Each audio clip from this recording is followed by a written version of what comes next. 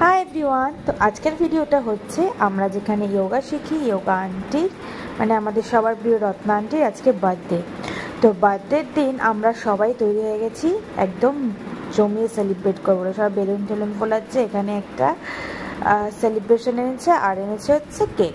এখানে হচ্ছে আন্টি যে ফার্স্ট এই যে আন্টি হাই করলো, সবাই ফুলিয়ে চলে এসেছে, একজন বসে আছে। এখানে আমরা যোগা বেসকে করেছিলাম, সবাই আন্টিকে উইশ করছে, হাগ করছে, সেলিব্রেট করছে বিষয়টাকে।